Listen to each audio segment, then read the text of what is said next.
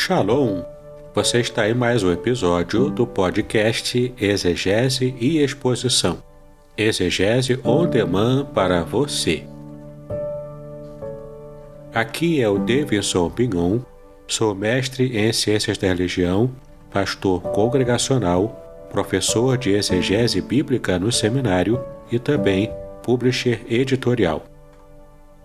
Para mim é um grande prazer ter você acompanhando os episódios que lanço todas as semanas neste programa. E aproveitando que você gosta de estudar a Bíblia com bastante profundidade, siga-me nas redes sociais e também conheça todo o material gratuito que eu tenho apresentado para o seu próprio estudo e aprimoramento bíblico. Dê uma olhadinha também nos links abaixo em 2 cursos especiais. O primeiro deles, Introdução à Exegese Bíblica, e o mais recente, A Trindade Revelada nas Escrituras Hebraicas.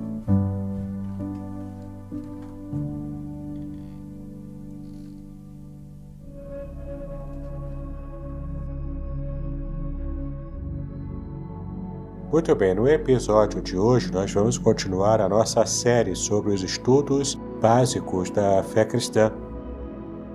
E vamos continuar hoje, neste episódio, a falar sobre como podemos fazer para receber a salvação.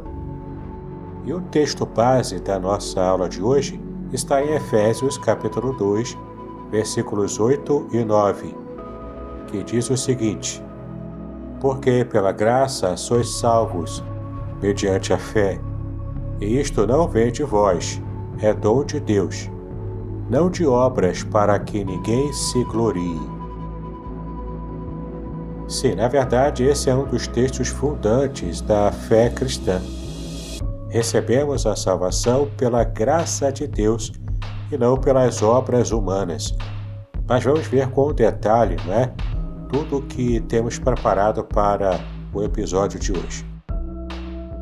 Mas antes eu quero convidar você a estar me acompanhando nas redes sociais, especialmente o meu canal do YouTube.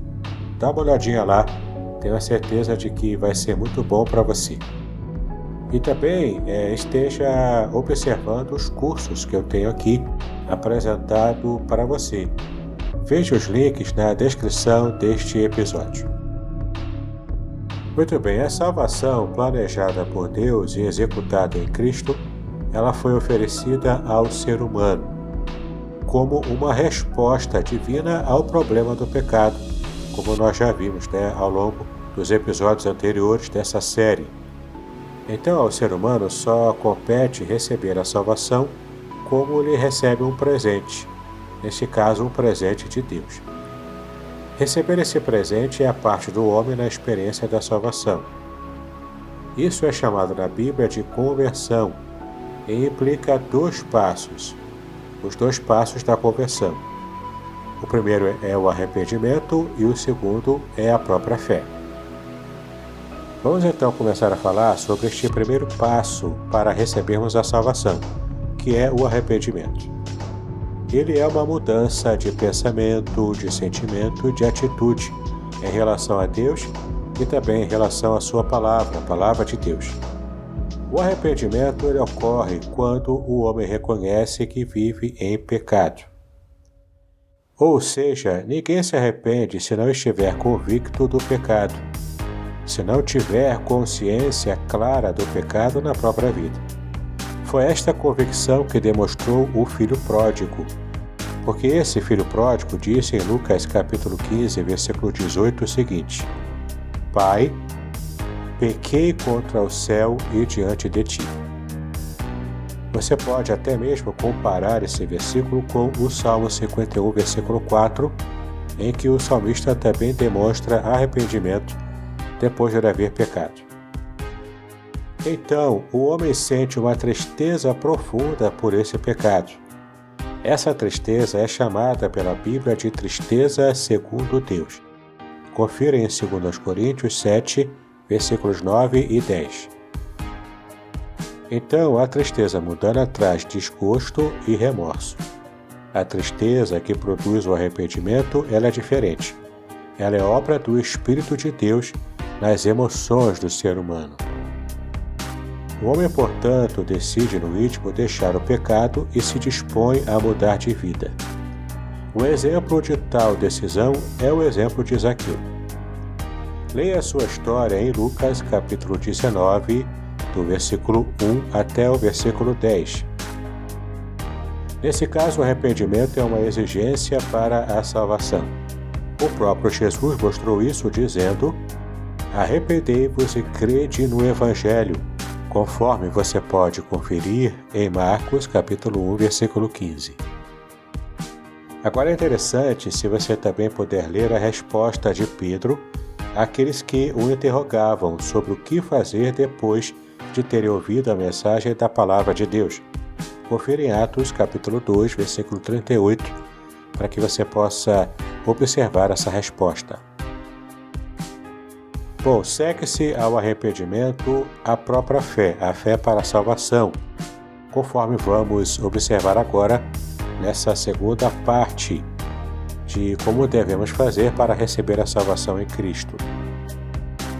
Mas é importante lembrar que não se deve confundir a fé para a salvação com a crença em alguma coisa, em uma doutrina ou também em instituições religiosas. A fé salvadora é a fé em Jesus Cristo.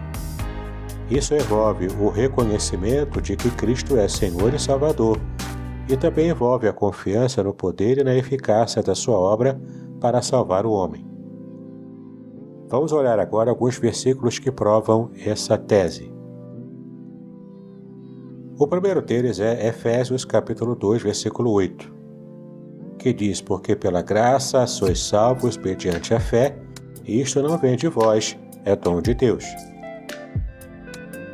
O segundo texto, também muito importante, é Atos capítulo 16, versículo 31, que diz: crê no Senhor, e serás salvo tu e tua casa. Ainda em Romanos capítulo 1, versículo 16, nós temos o último versículo, que é o versículo de arremate para esta ideia. E o texto diz o seguinte: pois não me envergonho do Evangelho, porque é o poder de Deus para a salvação de todo aquele que crê. Sim, a fé é essencial para que possamos receber a salvação. Sem a fé salvífica, não há salvação operada na vida do ser humano que está agora em sintonia com Deus através de Jesus Cristo.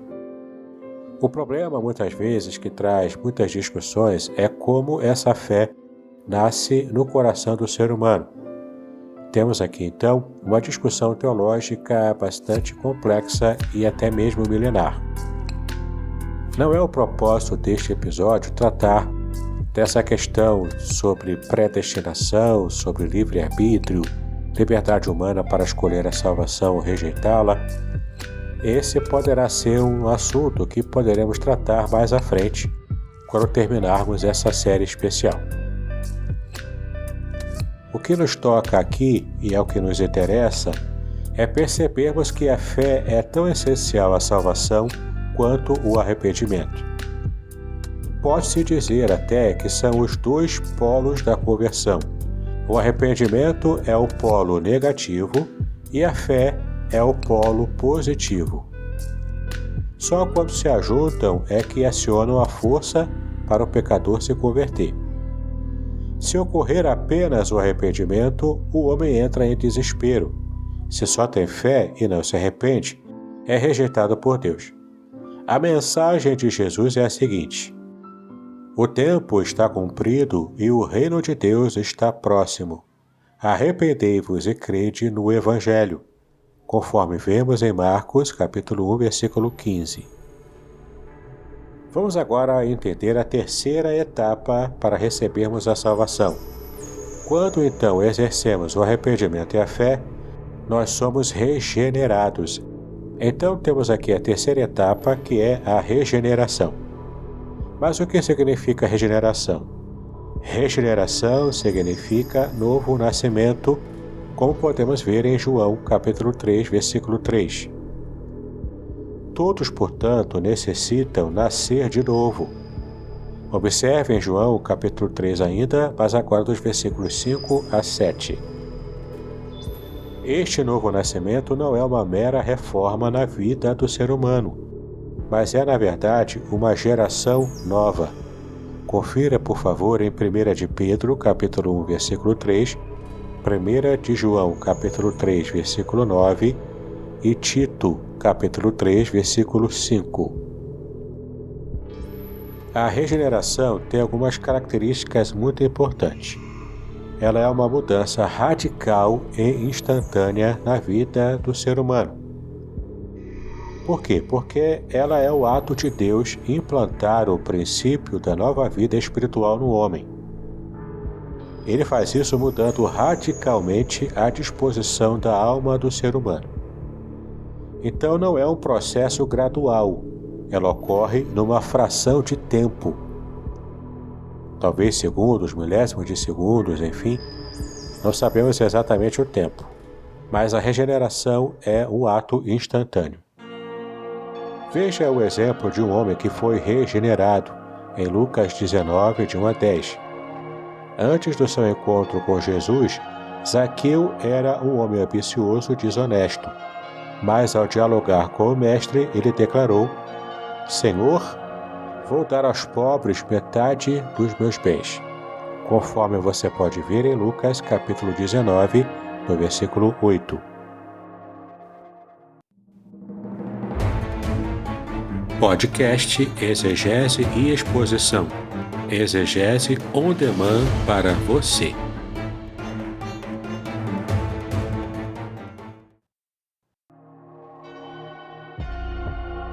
Caso você queira compreender um pouco mais sobre a vida e a história de Zaqueu, no meu canal do YouTube você pode acessar uma pregação que eu fiz já há algum tempo, onde eu falo bastante sobre Zaqueu, o Puro. É uma mensagem bastante interessante e vai mudar completamente a sua visão do que aconteceu nessa passagem, porque nessa mensagem eu trato da história de Zaqueu à luz da cultura do Oriente Médio.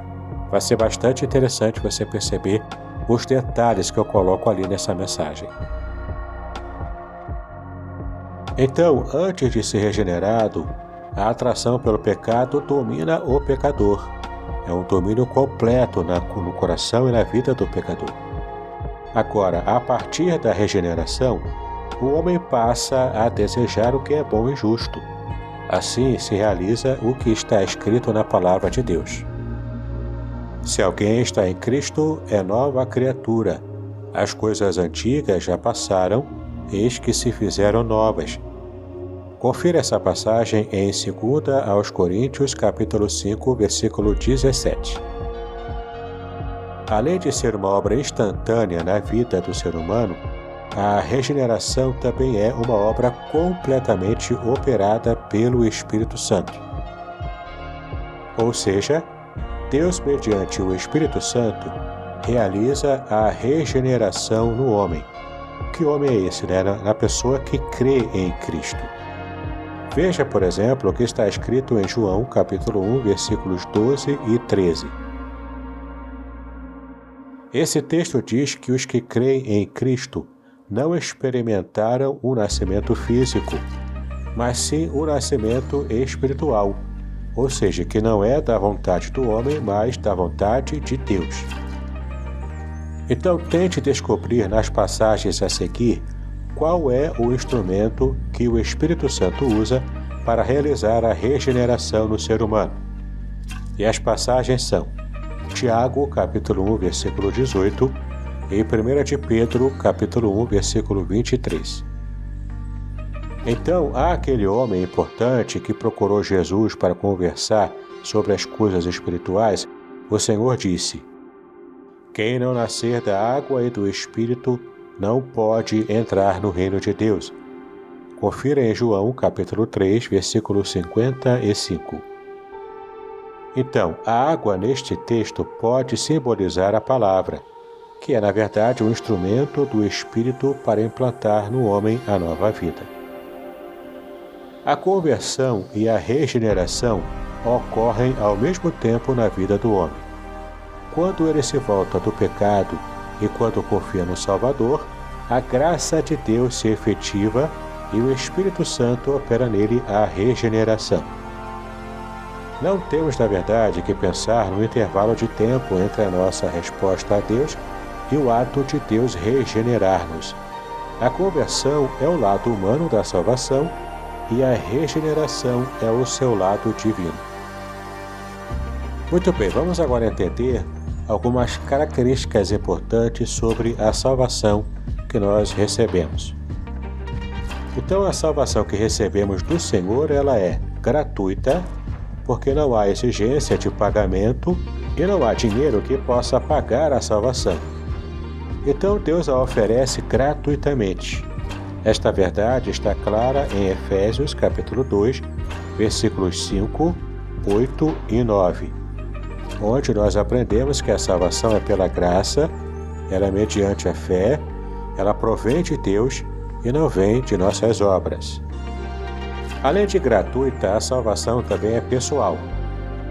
Em outras palavras, ninguém se salva por outra pessoa. A salvação, ela tem que ser individual.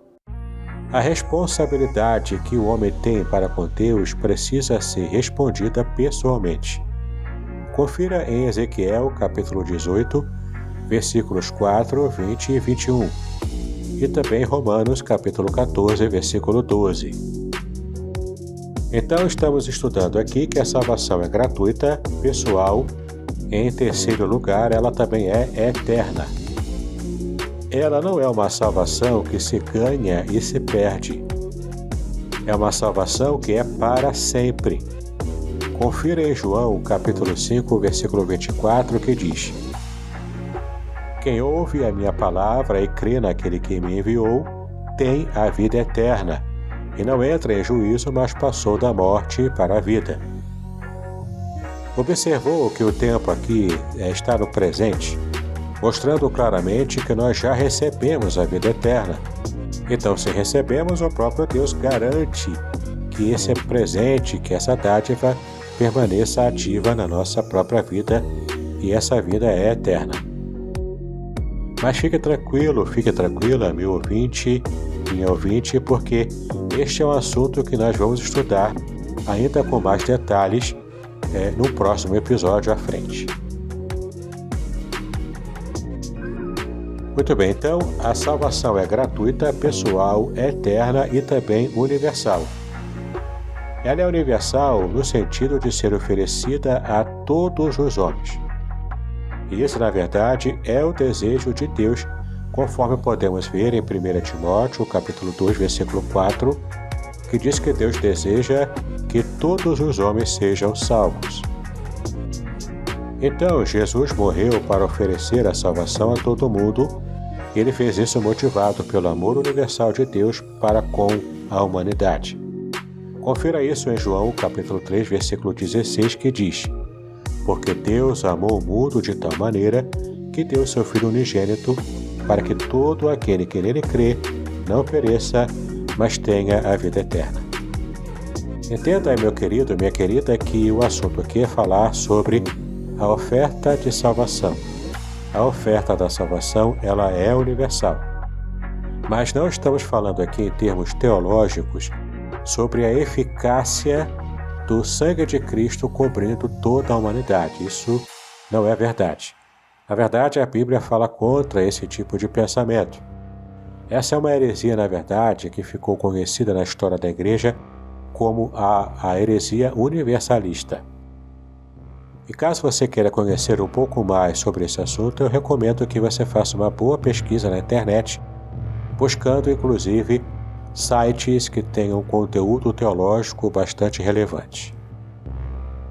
Muito bem, vamos ficar por aqui neste estudo do episódio de hoje, quando vimos o que o ser humano precisa fazer para poder receber a salvação que é oferecida gratuitamente por Cristo, trazendo então essa reconciliação que nós tínhamos com Deus, que foi perdida no Éden, quando podemos então restaurar a nossa amizade para com Deus. E no próximo episódio nós vamos estudar um pouco sobre o que fazermos agora que já somos salvos. E agora, como viveremos a vida cristã de modo que agrade ao Senhor? Este será, portanto, o assunto do nosso próximo episódio desta série especial de podcasts. Então eu quero reiterar para você o nosso convite de estar me seguindo nas redes sociais, conhecendo os cursos que eu tenho oferecido aqui, tanto os gratuitos quanto os pagos. Em especial, quero chamar a sua atenção para o curso A Trindade Revelada na Bíblia Hebraica. Tenho certeza de que vai ser uma bênção para a sua vida. E caso você queira conhecer materiais exclusivos que eu tenho preparado, eu tenho, na verdade, um grupo de assinantes no Hotmart. Basta que você acesse o link que está na descrição deste episódio, fazendo uma pequena assinatura mensal de R$10, apenas R$10. E então você poderá receber muitos estudos muito além daqueles que eu tenho apresentado aqui no meu canal do YouTube e nas minhas redes sociais de modo geral. Só para que você tenha uma ideia, nós temos estudado inicialmente o livro Introdução à Teologia Reformada, de Hermes Steinmeier. Eu tenho apresentado capítulo a capítulo o estudo desse livro, trazendo um resumo de tudo aquilo que crê aquele que professa a fé reformada. É bastante interessante porque aquilo que eu não tenho tempo de trabalhar nessa série especial, aqui para o YouTube e também para o podcast, neste grupo especial e exclusivo eu tenho trabalhado com detalhes estes assuntos teológicos um pouco mais abrangentes. Então, caso você tenha sede de conhecer um pouco mais sobre a teologia reformada, e não vai ser somente esses estudos que você estará recebendo, mas tem muito material novo ali, e a cada mês que vai passando eu vou acrescentando novas lições, novas aulas em podcast, em vídeo, e muito material que você pode aproveitar para os seus estudos. Então aproveite! Compartilhe também essas informações, ajude outras pessoas a conhecer um pouco mais a Palavra de Deus. E assim vamos ganhando mais espaço e mais relevância nas plataformas e assim fazendo com que a internet possa estar melhorando o seu conteúdo bíblico para tantos debates inócuos que nós temos visto, né? E é muito importante que possamos espalhar o conhecimento da Palavra de Deus a muitas pessoas. Se você então quiser me ajudar neste propósito, dessa missão, fique à vontade para me seguir nas redes sociais e então me ajudar nessa missão. Que Deus abençoe os seus estudos, paz e bênçãos sobre a sua vida.